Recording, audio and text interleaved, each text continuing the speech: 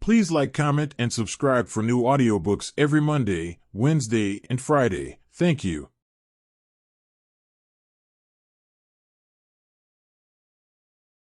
The Disinterment by Dwayne W. Rimmel and H.P. Lovecraft. I awoke abruptly from a horrible dream and stared wildly about.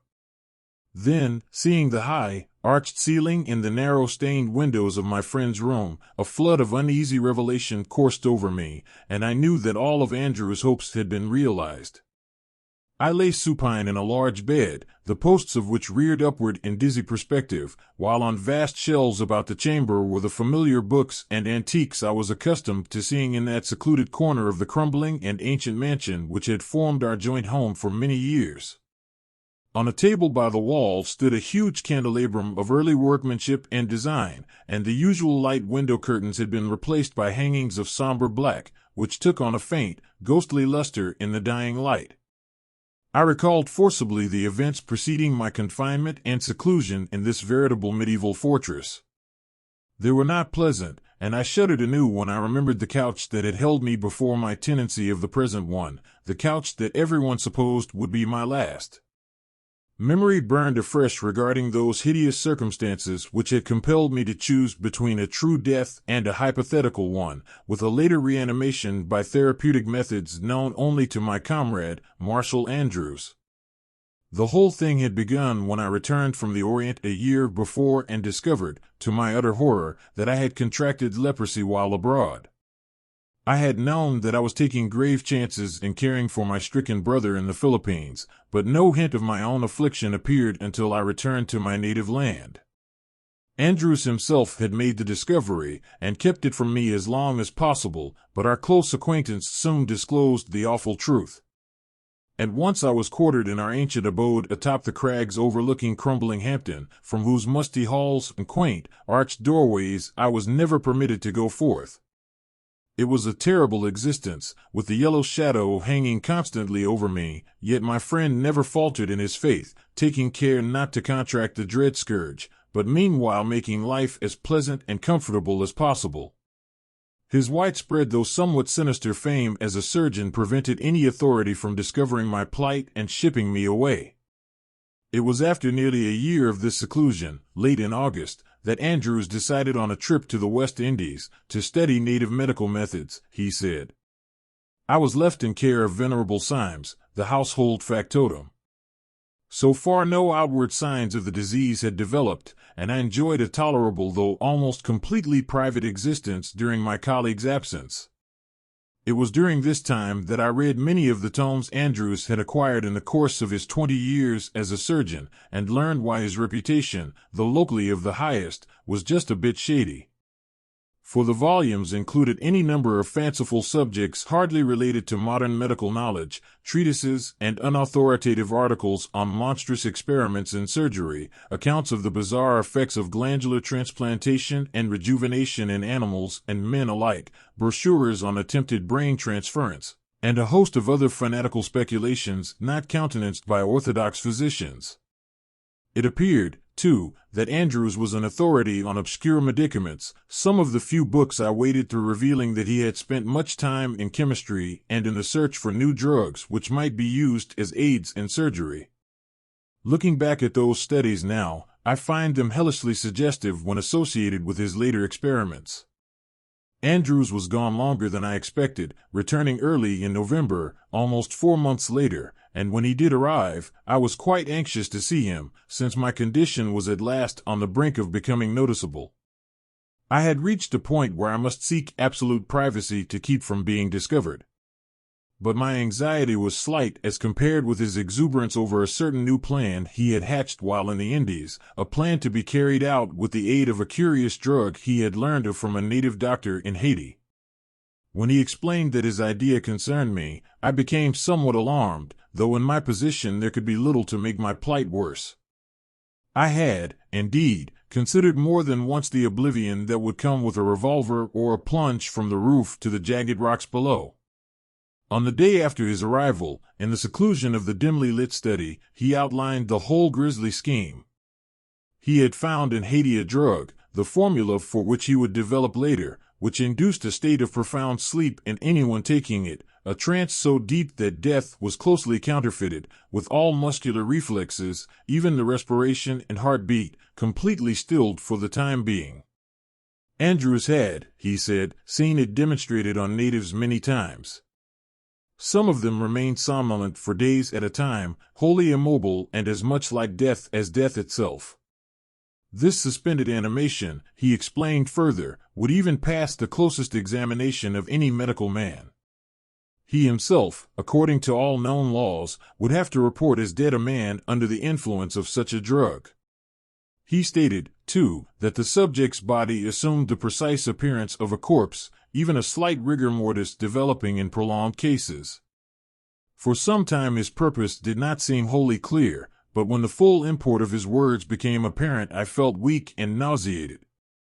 Yet in another way I was relieved, for the thing meant at least a partial escape from my curse, an escape from the banishment and shame of an ordinary death of the dread leprosy.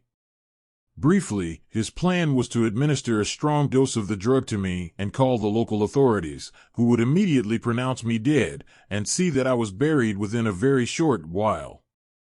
He felt assured that with their careless examination they would fail to notice my leprosy symptoms, which in truth had hardly appeared.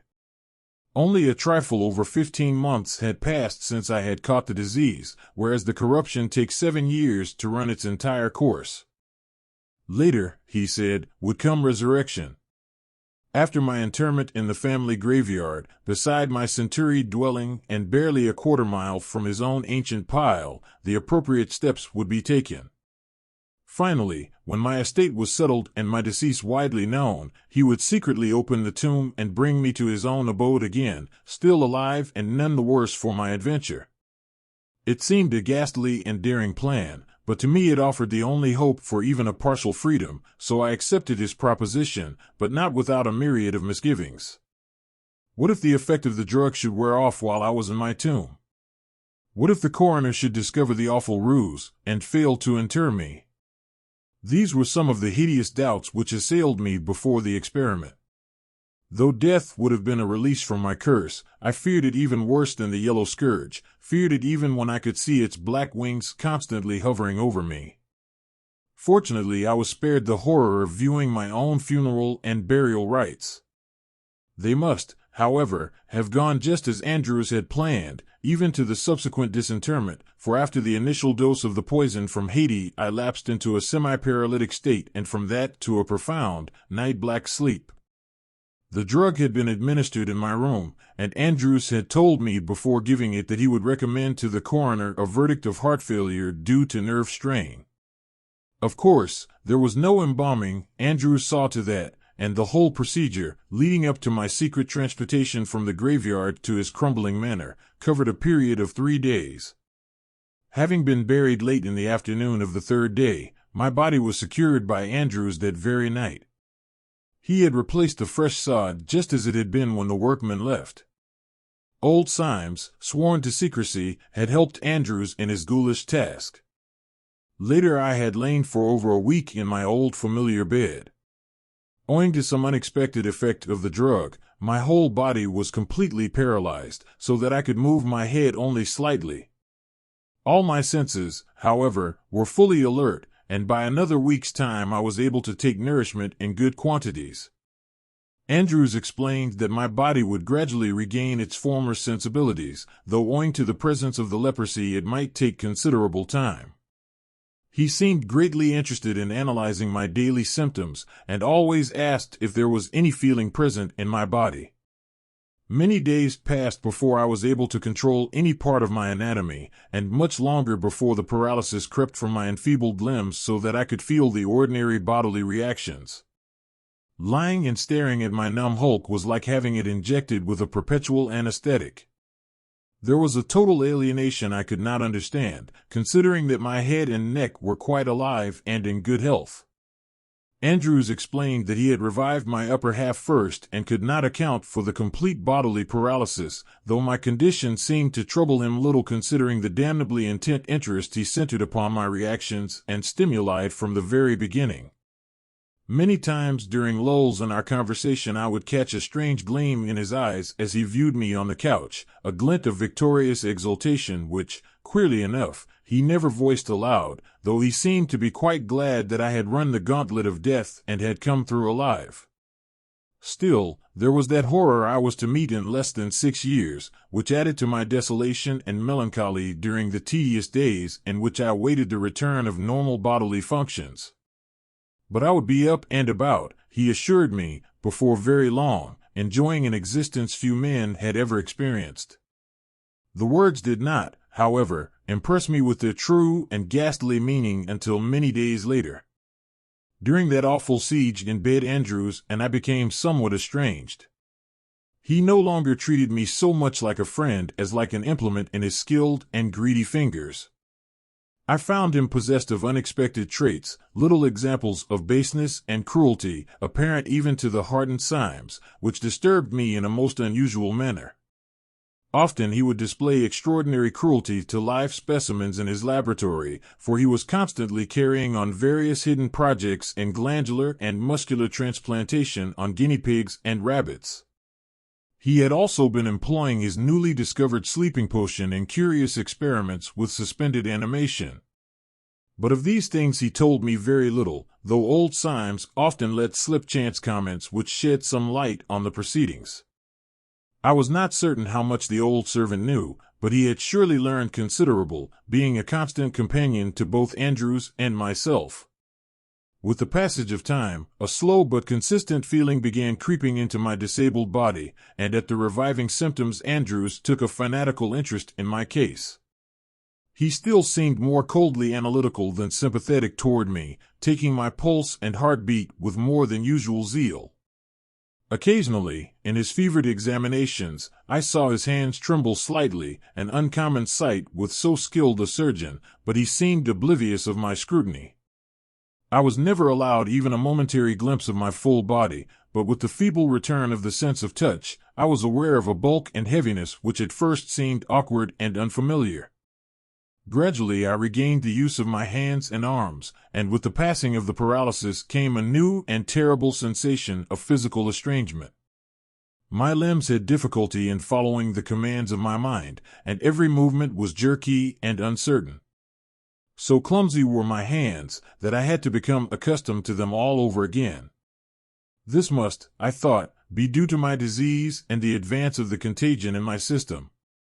Being unaware of how the early symptoms affected the victim, my brother's being a more advanced case, I had no means of judging, and since Andrews shunned the subject, I deemed it better to remain silent. One day I asked Andrews, I no longer considered him a friend, if I might try rising and sitting up in bed. At first he objected strenuously, but later, after cautioning me to keep the blankets well up around my chin so that I would not be chilled, he permitted it. This seemed strange, in view of the comfortable temperature. Now that late autumn was slowly turning into winter, the room was always well heated. A growing chilliness at night, and occasional glimpses of a leaden sky through the window, had told me of the changing season, for no calendar was ever in sight upon the dingy walls. With the gentle help of Symes, I was eased to a sitting position, Andrews coldly watching from the door to the laboratory. At my success, a slow smile spread across his leering features, and he turned to disappear from the darkened doorway. His mood did nothing to improve my condition. Old Symes, usually so regular and consistent, was now often late in his duties, sometimes leaving me alone for hours at a time. The terrible sense of alienation was heightened by my new position. It seemed that the legs and arms inside my gown were hardly able to follow the summoning of my mind, and it became mentally exhausting to continue movement for any length of time. My fingers, woefully clumsy, were wholly unfamiliar to my inner sense of touch, and I wondered vaguely if I were to be accursed the rest of my days with an awkwardness induced by my dread malady. It was on the evening following my half-recovery that the dreams began. I was tormented not only at night but during the day as well. I would awaken, screaming horribly, from some frightful nightmare I dared not think about outside the realm of sleep. These dreams consisted mainly of ghoulish things, graveyards at night, stalking corpses, and lost souls amid a chaos of blinding light and shadow. The terrible reality of the visions disturbed me most of all. It seemed that some inside influence was inducing the grisly vistas of moonlit tombstones and endless catacombs of the restless dead. I could not place their source, and at the end of a week I was quite frantic with abominable thoughts which seemed to obtrude themselves upon my unwelcome consciousness. By that time a slow plan was forming whereby I might escape the living hell into which I had been propelled. Andrews cared less and less about me, seeming intent only on my progress and growth and recovery of normal muscular reactions. I was becoming every day more convinced of the nefarious doings going on in that laboratory across the threshold. The animal cries were shocking and rasped hideously on my overwrought nerves. And I was gradually beginning to think that Andrews had not saved me from deportation solely for my own benefit, but for some accursed reason of his own. Symes's attention was slowly becoming slighter and slighter, and I was convinced that the aged servitor had a hand in the deviltry somewhere. Andrews no longer eyed me as a friend, but as an object of experimentation, nor did I like the way he fingered his scalpel when he stood in the narrow doorway and stared at me with crafty alertness. I had never before seen such a transformation come over any man. His ordinarily handsome features were now lined and whisker-grown, and his eyes gleamed as if some imp of Satan were staring from them. His cold, calculating gaze made me shudder horribly, and gave me a fresh determination to free myself from his bondage as soon as possible. I had lost track of time during my dream orgy, and had no way of knowing how fast the days were passing. The curtains were often drawn in the daytime, the room being lit by waxen cylinders in the large candelabrum. It was a nightmare of living horror and unreality, though through it all I was gradually becoming stronger.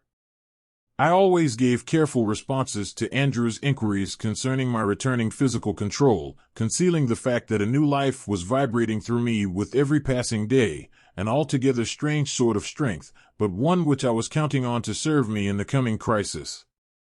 Finally, one chilly evening when the candles had been extinguished, and a pale shaft of moonlight fell through the dark curtains upon my bed, I determined to rise and carry out my plan of action. There had been no movement from either of my captors for several hours, and I was confident that both were asleep in adjoining bedchambers. Shifting my cumbersome weight carefully, I rose to a sitting position and crawled cautiously out of bed, down upon the floor. A vertigo gripped me momentarily, and a wave of weakness flooded my entire being. But finally strength returned, and by clutching at a bedpost I was able to stand upon my feet for the first time in many months. Gradually a new strength coursed through me, and I donned the dark robe which I had seen hanging on a nearby chair. It was quite long, but served as a cloak over my nightdress. Again came that feeling of awful unfamiliarity which I had experienced in bed, that sense of alienation, and of difficulty in making my limbs perform as they should. But there was need for haste before my feeble strength might give out.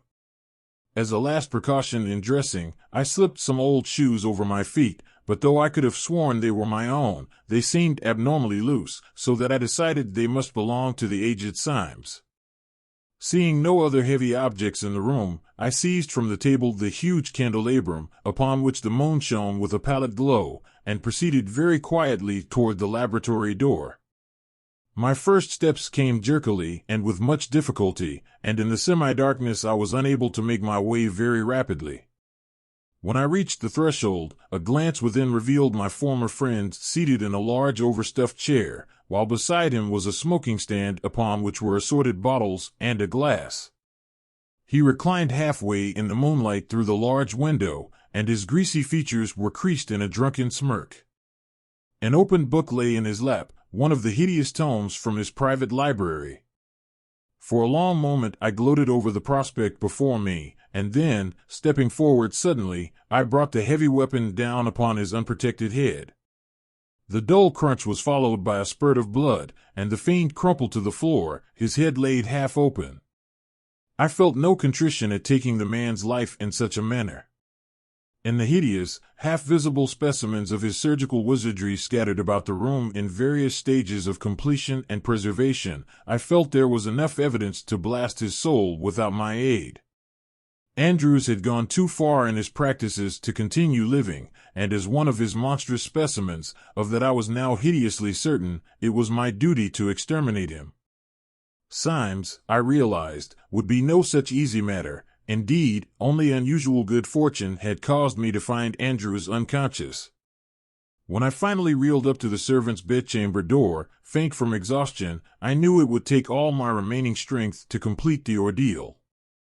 The old man's room was in utmost darkness, being on the north side of the structure, but he must have seen me silhouetted in the doorway as I came in. He screamed hoarsely, and I aimed the candelabrum at him from the threshold. It struck something soft, making a sloughing sound in the darkness, but the screaming continued. From that time on events became hazy and jumbled together, but I remember grappling with the man and choking the life from him little by little. He gibbered a host of awful things before I could lay hands on him, cried and begged for mercy from my clutching fingers. I hardly realized my own strength in that mad moment which left Andrew's associate in a condition like his own. Retreating from the darkened chamber, I stumbled for the stairway door, sagged through it, and somehow reached the landing below. No lamps were burning, and my only light was a filtering of moonbeams coming from the narrow windows in the hall. But I made my jerky way over the cold, damp slabs of stone, reeling from the terrible weakness of my exertion, and reached the front door after ages of fumbling and crawling about in the darkness. Vague memories and haunting shadows came to taunt me in that ancient hallway, shadows once friendly and understandable, but now grown alien and unrecognizable, so that I stumbled down the worn steps in a frenzy of something more than fear. For a moment I stood in the shadow of the giant stone manor, viewing the moonlit trail down which I must go to reach the home of my forefathers, only a quarter of a mile distant. But the way seemed long, and for a while I despaired of ever traversing the whole of it. At last I grasped a piece of dead wood as a cane and set out down the winding road. Ahead, seemingly only a few rods away in the moonlight, stood the venerable mansion where my ancestors had lived and died.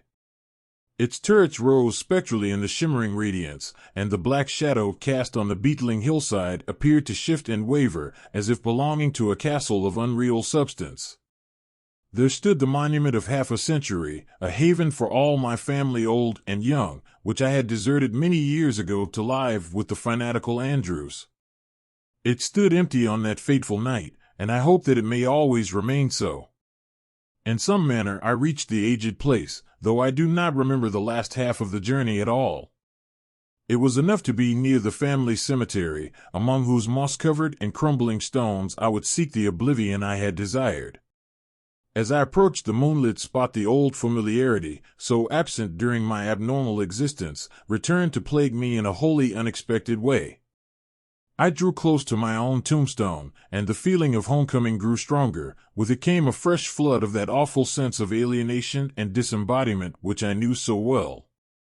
I was satisfied that the end was drawing near, nor did I stop to analyze emotions till a little later, when the full horror of my position burst upon me. Intuitively I knew my own tombstone, for the grass had scarcely begun to grow between the pieces of sod. With feverish haste I began clawing at the mound, and scraping the wet earth from the hole left by the removal of the grass and roots. How long I worked in the nitrous soil before my fingers struck the coffin lid, I can never say, but sweat was pouring from me and my nails were but useless, bleeding hooks. At last I threw out the last bit of loose earth, and with trembling fingers tugged on the heavy lid. It gave a trifle, and I was prepared to lift it completely open when a fetid and nauseous odor assailed my nostrils. I started erect, horrified. Had some idiot placed my tombstone on the wrong grave, causing me to unearth another body? For surely there could be no mistaking that awful stench. Gradually a hideous uncertainty came over me, and I scrambled from the hole. One look at the newly made headpiece was enough. This was indeed my own grave, but what fool had buried within it another corpse? All at once a bit of the unspeakable truth propelled itself upon my brain. The odor, in spite of its putrescence, seemed somehow familiar, horribly familiar. Yet I could not credit my senses with such an idea. Reeling and cursing, I fell into the black cavity once more, and by the aid of a hastily lit match, lifted the long lid completely open. Then the light went out, as if extinguished by a malignant hand, and I clawed my way out of that accursed pit, screaming in a frenzy of fear and loathing. When I regained consciousness, I was lying before the door of my own ancient manor, where I must have crawled after that hideous rendezvous in the family cemetery. I realized that dawn was close at hand, and rose feebly, opening the aged portal before me and entering the place which had known no footsteps for over a decade. A fever was ravaging my weakened body, so that I was hardly able to stand, but I made my way slowly through the musty, dimly lit chambers and staggered into my own study, the study I had deserted so many years before. When the sun has risen, I shall go to the ancient well beneath the old willow tree by the cemetery and cast my deformed self into it. No other man shall ever view this blasphemy which has survived life longer than it should have. I do not know what people will say when they see my disordered grave, but this will not trouble me if I can find oblivion from that which I beheld amidst the crumbling, moss-crusted stones of the hideous place. I know now why Andrews was so secretive in his actions, so damnably gloating in his attitude toward me after my artificial death. He had meant me for a specimen all the time, a specimen of his greatest feat of surgery, his masterpiece of unclean witchery, an example of perverted artistry for him alone to see. Where Andrews obtained that other with which I lay accursed in his moldering mansion I shall probably never know, but I am afraid that it was brought from Haiti along with his fiendish medicine. At least these long hairy arms and horrible short legs are alien to me, alien to all natural and sane laws of mankind. The thought that I shall be tortured with that other during the rest of my brief existence is another hell. Now I can but wish for that which once was mine, that which every man blessed of God ought to have at death, that which I saw in that awful moment in the ancient burial ground when I raised the lid on the coffin, my own shrunken, decayed, and headless body.